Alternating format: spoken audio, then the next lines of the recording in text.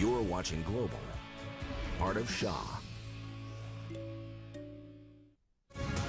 You're watching Morning News on Global Montreal.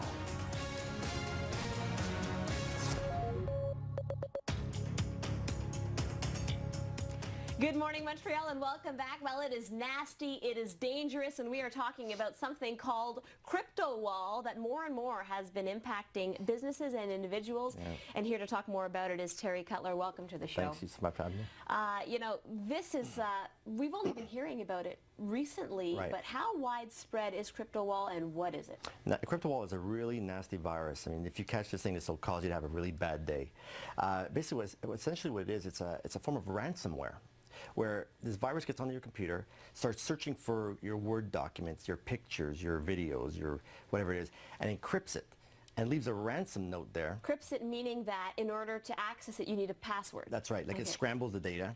Right. It needs a special key to unlock it. And once all this data becomes scrambled, as we'll say, there's a ransom note that gets left in there saying, here's how you should pay $500. And if you don't pay within a specific time, it'll double.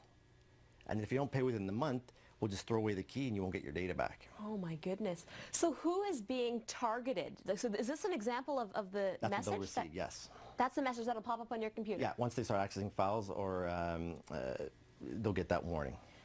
Who is this really targeting?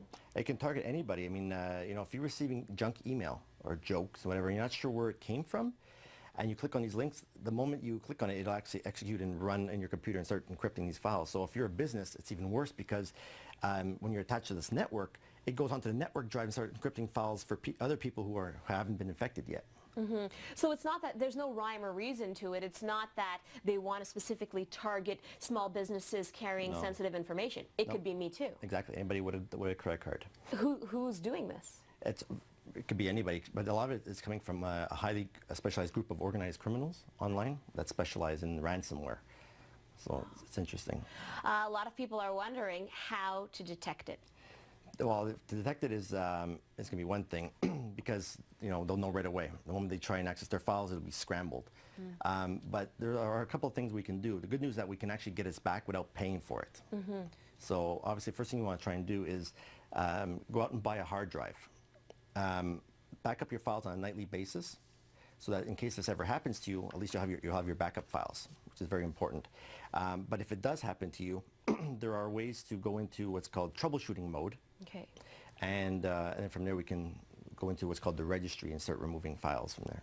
Okay, but I just want to go back to how you know you have it and ways to protect yourself. So is it junk email? How else can it make its way onto your computer? There's obviously junk mail. There's also, if you start downloading a lot of free software or pirated software, you can receive from there. You'll never know because you think it's a regular program, but once it installs, boom, it just starts going. So that's a tip too. Don't download free software. And these fake antiviruses. For example, you'll be on the web, and then a pop-up will show up and say, "Hey, your computer's running slow. Would you like to speed this thing up?" And once they click on it, it starts installing the software, and then everything gets encrypted. Uh-oh.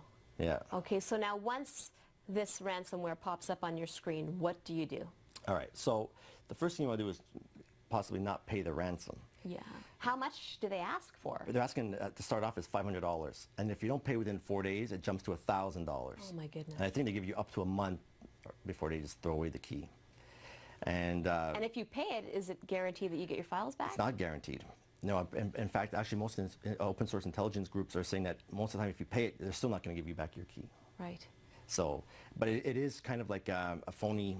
What's what I'm looking for? It's like a phony cover, but your data can be retrieved.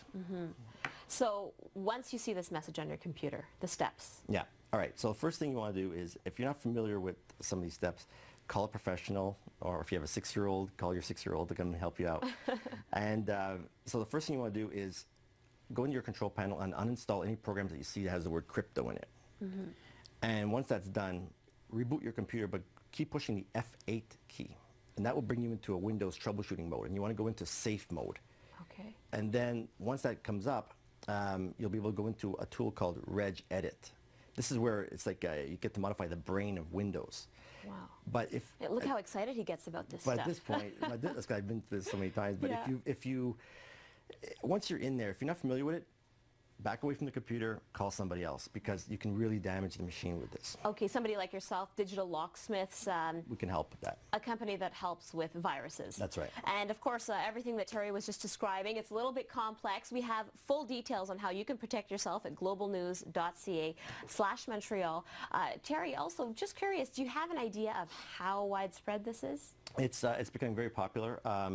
We don't have the exact numbers, but it's another form of what's called